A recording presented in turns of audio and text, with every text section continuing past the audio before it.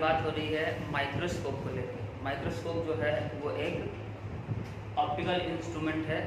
Optical instrument किसको कह सकते हैं हम लोग?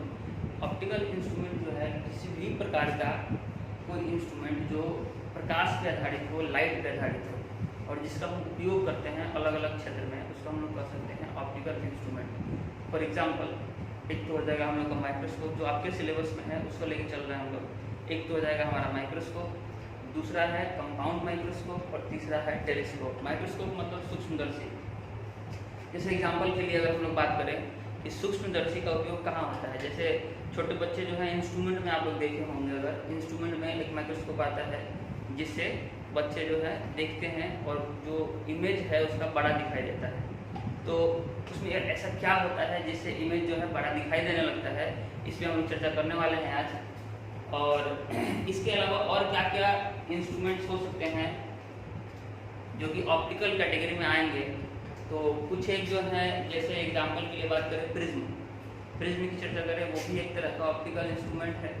इसके अलावा कैलेडोस्कोप होता है ना। कैलेडोस्कोप को, मिरर को इस तरह से तिरछा करके रख देते हैं जिससे बार बार इमेज जो है क्या होते हैं, रिफ्लेक्ट होते हैं और एक खूबसूरत चित्र जो है आपको दिखाई देता है उसमें, उसको कहा जाता है कैलेडोस्कोप।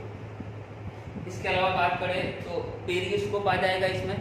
पेरिस्कोप जो है इस तरह से होता है कुछ कि आप जहाँ पे खड़े हैं, व्यक्ति जो पर्सन जो खड़ा है वहाँ पे ना देख के कहीं दूर जो उपस्थित है उसको देखा जाता है ऑब्जेक्ट। जैसे अगर कोई आदमी पानी के अंदर है ना, और पानी के अंदर से अगर बाहर देखना चाहता है तो किसका इस्तेमाल कर सकता है? पेरिस्कोप का इस्तेमाल कर सकता है। या फिर बंकर वगैरह जो बने रहते हैं, तो ये जो है सेफ्टी डिवाइस की तरह यूज किया जाता है। मतलब जहाँ पर उपस्थित हम नहीं हैं और फिर भी चीज़ों को हम ऑब्जर्व करना चाह रहे हैं, देखना चाह रहे हैं, तो हम इसका इस्तेमाल कर सकते हैं।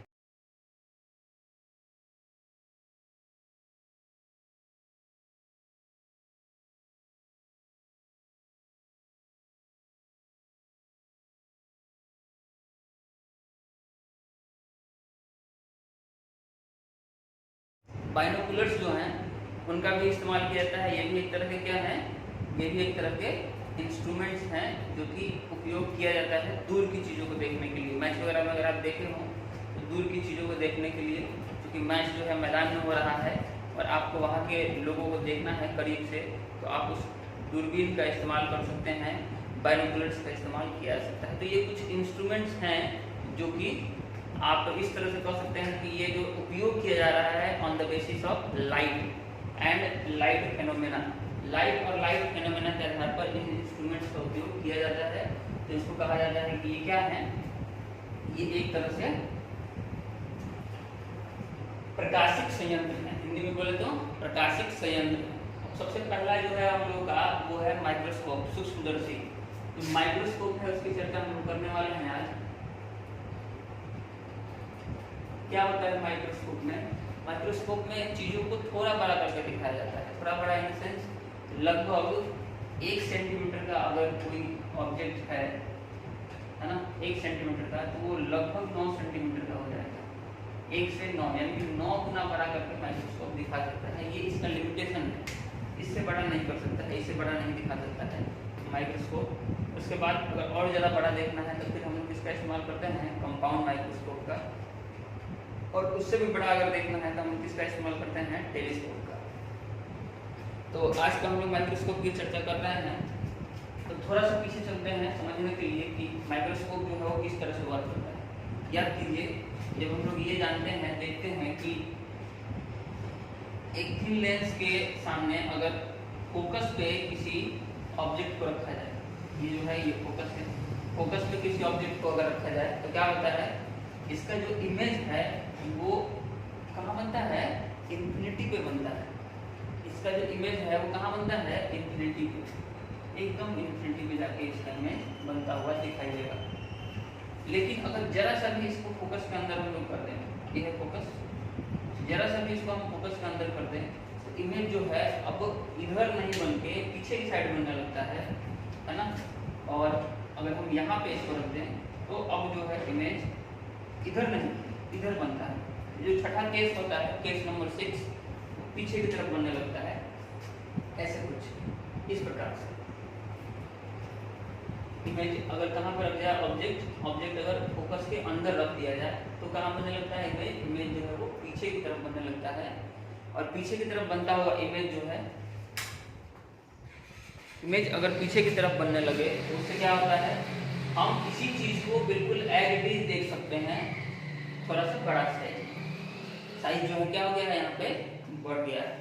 तो प्रश्न जो है आपसे किस प्रकार पूछे जाएंगे उसकी चर्चा भी कर लेते हैं हम लोग। इस प्रकार जो है क्वेश्चन आपसे डिराइव करवाया जाएगा।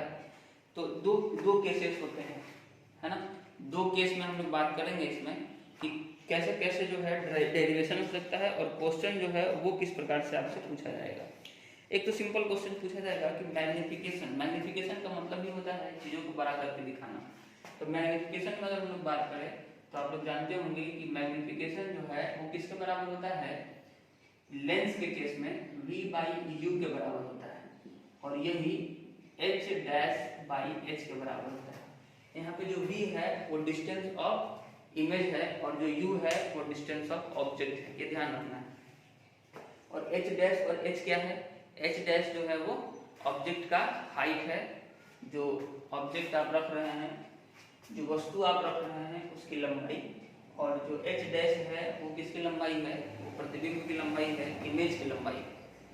तो इमेज का लंबाई कितना बड़ा हो जा रहा है ऑब्जेक्ट के रिस्पेक्ट में, इसी को तो कहेंगे हम लोग मैग्निफिकेशन, हिंदी में कहते हैं आवर्धन। तो ये कितना बड़ा हो जा रहा है इसके रिस्पेक्ट में, और हम यही तो करना चाह रहे हैं, चीजों को थोड़ा बड़ा करके देखना चाह रहे हैं। तो दो कॉन्सेप्ट आता है इसमें, किस प्रकार बड़ा करने का प्रयास किया जाता है। लेंस को इस तरह से एडजस्ट किया जाता है आंख के आसपास, देखिएगा।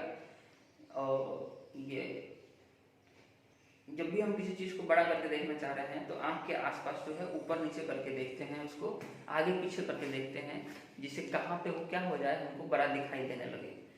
तो इसका मतलब क्या है कि एडजस्टमेंट किया जा रहा है आंखों के साथ। तो जो दो तरह के एंगल के ऊपर हम लोग बेस्ड करेंगे इस केस को, एक तो होगा थीटा ओ और एक होगा थीटा आई। एंगुलर मैग्निफिकेशन भी देखेंगे। नॉर्मल मैग्निफिकेशन तो ये है v/u और h डैश बाई h, लेकिन हम लोग जब एंगुलर मैग्निफिकेशन देखेंगे कि एंगल के आधार पर जो मैग्निफिकेशन है वो किस प्रकार से हो रहा है, तो वो दो फिगर में होगा। एक तो होगा थीटा नॉट और एक theta I.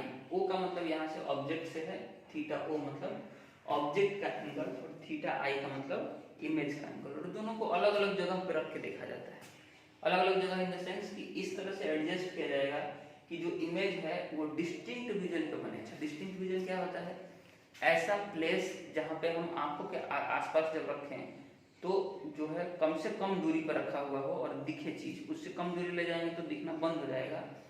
That is called as distinct vision. और डिस्टिंक्ट विजन हमारी आंखों के लिए कितना होता है जी, तो 25 सेंटीमीटर होता है। इससे कम में लेके जाएंगे तो फिर दिखना ब्लर हो जाएगा, नहीं दिखेगा। तो ये सबसे कम है। और दूर का चीज कितना दूर का देख सकते हैं, तो दूर का चीज हम लोग इनफाइनाइट पे प्रेजेंट चीजों को भी देखा जा सकता है हमारे द्वारा। इनफाइनाइट पे उपस्थित चीजें भी हम लोग क्या कर सकते हैं, देख सकते हैं। तो इस बार हम लोग ये बात कर रहे थे कि किस प्रकार जो है m जो बराबर होता है v/u के, m फॉर मैग्निफिकेशन। m जो है वो किसको डिनोट कर रहा है, यहाँ पे मैग्निफिकेशन को, संवर्धन। और दूसरे केस में बोले तो h डैश बाई h के बराबर होता है। इसको थोड़ा सा चलते हैं हम लोग लेंस फार्मूला के हिसाब से सोच के देखते हैं। तो लेंस फार्मूला क्या करता है जी, लेंस फार्मूला होता है 1/f = 1/v - 1/u, 1/f = 1/v - 1/u। तो इस फार्मूले को अगर हम लोग ध्यान से देखें तो यहाँ से हम लोग को क्या मिल सकता है, 1/u को अगर हम लोग इस तरफ लेके आए तो 1/u = 1/f को उस तरफ लेके जाते हैं तो क्या बन जाएगा, 1/u = 1/v और माइनस में चला जाएगा 1/f। इस तरह से 1/u यानी कि m = v/u में 1/u की जगह पे हम लोग ये पूरा का पूरा टर्म रख सकते हैं और ये उठा के हम इस टर्म में रख दिए फ्रॉम इक्वेशन 1 एंड 2। इक्वेशन पहले और दूसरे से, समीकरण 1 और 2 से। हिंदी वाले लोगों के लिए भी बोलते जा रहे हैं, पॉज करके आप वहाँ पे हिंदी में लिख लीजिएगा। यहाँ पे होगा समीकरण 1 तथा 2 से। तो संवर्धन का जो फॉर्मूला हो जाएगा, मैग्निफिकेशन का जो फॉर्मूला हो जाएगा वो जगह v ऊपर में है और 1/u के लिए लिख रहे हैं 1/v - 1/f। ध्यान से देखिए, v अंदर की तरफ जाएगा तो v × 1/v तो v/v, और फिर दूसरे टर्म से मल्टीप्लाई करेंगे तो v × 1 तो v/f। जब v बाई वी लिखेंगे तो कट जाएगा, 1 आ जाएगा। और v बाई एफ को देखेंगे तो जो v है उसको हम लोग क्या मान के चल रहे हैं, v जो है वो डिस्टिंक्ट रीजन हम लोग देख के चल रहे हैं, यानी कि 25 सेंटीमीटर जो अर्लियर इस पेज में हम बताए थे आपको। तो ध्यान से इस बात को समझना है कि जो v है उसकी जगह पे हम लोग क्या लिख रहे हैं, d। और यहाँ पे जब साइन कन्वेंशन लेंगे इस तरफ निगेटिव आता है ना, माइनस तो हम लोग फॉर्मूले से लाए हैं, इस तरफ निगेटिव आता है तो निगेटिव के लिए निगेटिव निगेटिव क्या हो जाएगा, पॉजिटिव। तो इस तरह से मैग्निफिकेशन फॉर माइक्रोस्कोप याद रखना है, ये फॉर्मूला एक फॉर्मूला आ गया आपके पास 1 प्लस डी बाई एफ, जहाँ पे डी क्या है, डी है 25 सेंटीमीटर ह्यूमन की बात अगर कर रहे हैं, ह्यूमन आई की, उसके लिए। और एफ जो भी फोकल लेंथ आपको लेंस का दिया होगा उसको वहाँ पे रखना है। और आपसे क्वेश्चन पूछा जाएगा कि बताइए इसके लिए जो मैग्निफिकेशन है वो क्या होगा इस लेंस के लिए अगर डिस्टिंक्ट रीजन ये दिया गया है। तो ये तो हमारा जो सीधा सीधा जो मैग्निफिकेशन है on the basis of length wise जो है हम लोग मैग्निफिकेशन निकाले हैं। अगर एंगुलर मैग्निफिकेशन की चर्चा करें तो हम लोग एंगल में चलते हैं कि एंगुलर मैग्निफिकेशन किस प्रकार निकाला जाता है। तो सबसे पहला केस में हम लोग क्या बोले थे, हम लोग बोले थे कि इस प्रकार एडजस्ट करेंगे हम लोग ऑब्जेक्ट को जो रखा हुआ है इसके पास, जिससे कि कम से कम दूरी पर इमेज बने और थोड़ा सा क्या हो, उसकी हाइट भी ऑब्जेक्ट से ज़्यादा होगी। तो इस केस में जहाँ पे ऑब्जेक्ट को हम लोग कहाँ पर रखे हैं, इनसाइड द फोकस के अंदर रखे हैं, तो पीछे की तरफ इमेज बन रहा है एच डैश। इसके लिए जो एंगल है उस एंगल को हम लोग क्या बोल रहे हैं, ऑब्जेक्ट का एंगल, यानी कि थीटा ओ पर यहाँ पे ऑब्जेक्ट है तो tan थीटा ओ, इसको अगर हम लोग निकालेंगे तो फॉर्मूला क्या बनेगा, यहाँ से tan थीटा का फॉर्मूला क्या होता है, फॉर्मूला होता है perpendicular by base. tan theta का फॉर्मूला क्या होता है, परपेंडिकुलर बाई बेस, लंब बटा आधार। तो जो लंब है यहाँ पे वो है h डैश और आधार क्या है यहाँ पे टोटल हमारे पास v और d, दोनों में से किसी को आप यूज कर सकते हैं। तो tan थीटा जो है इसी के बराबर है। दूसरे टर्म में अगर बोले तो यही थीटा h और u के बराबर भी है, तो क्या बोलेंगे, लंब बटा आधार h बाई यू।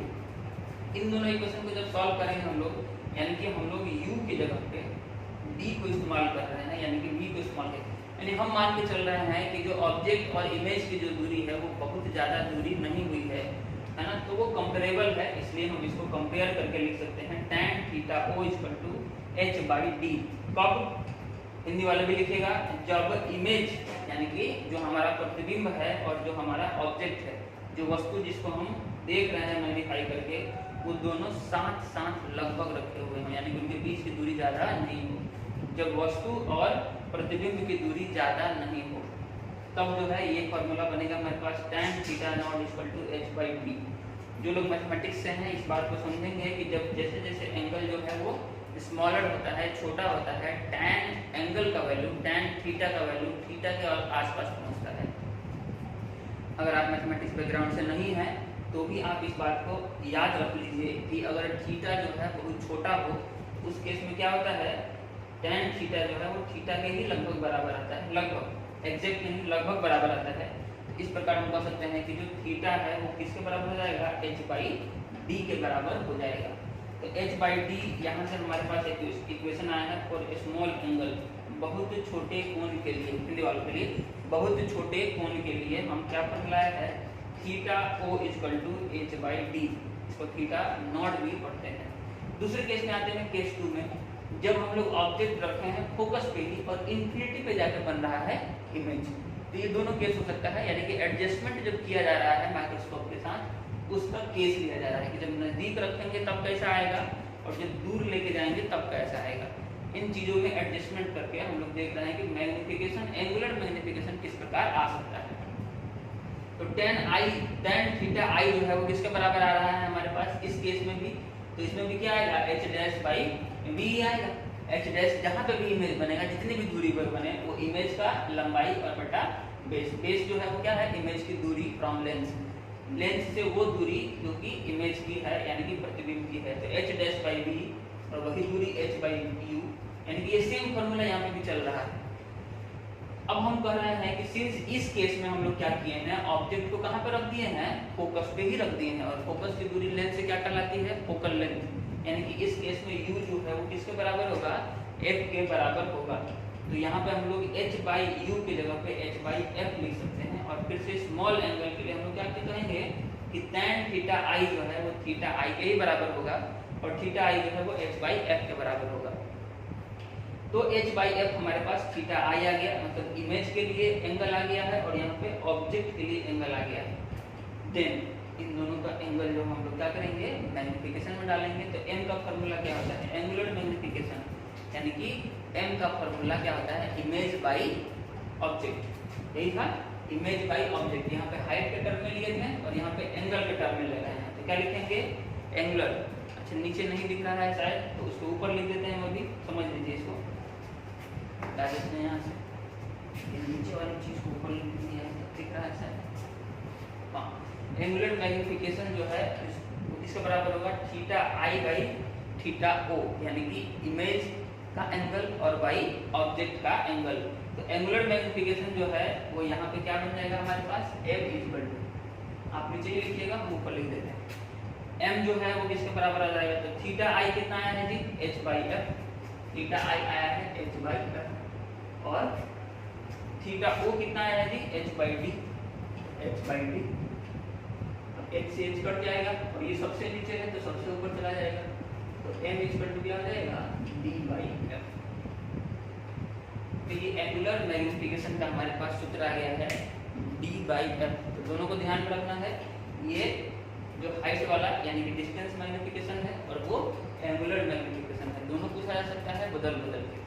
तो ये हमारा हुआ सूक्ष्मदर्शी यानी कि माइक्रोस्कोप। अगले क्लास में हम लोग देखेंगे कंपाउंड माइक्रोस्कोप। दो और बचे हैं, कंपाउंड माइक्रोस्कोप और टेलीस्कोप। ये तीन चीज आपके सिलेबस में है। इसके अलावा और क्या क्या है हम बताए थे, जो दूरबीन वगैरह है वो सभी इंस्ट्रूमेंट में आता है। लेंस जो है, लेंस तो है ही आपके इंस्ट्रूमेंट में, ऑप्टिकल इंस्ट्रूमेंट में। प्रिज्म भी आता है। तो ये सब चीज़ें पहले डिस्कस हो चुकी है हमारी। तो उम्मीद करते हैं आपको ये बातें समझ में आई होंगी। और क्वेश्चन जो है आप एनसीईआरटी फॉलो अगर करते हैं तो एनसीईआरटी में क्वेश्चन नंबर 1 से लेकर 10 तक इन सब चीज़ों पर बेस्ड है, यानी कि लेंस फार्मूला हो गया, मैग्निफिकेशन का फार्मूला हो गया, मिरर फार्मूला हो गया। इसके अलावा आपके ये फार्मूला, ये दोनों फार्मूला, तो 1 से लेकर 10 तक का क्वेश्चन आप लोग बना सकते हैं। बना के शनिवार को आपको सबमिट कर देना है, ठीक है। आज की सेवा यही समाप्त होती है, तब तक के लिए नमस्कार।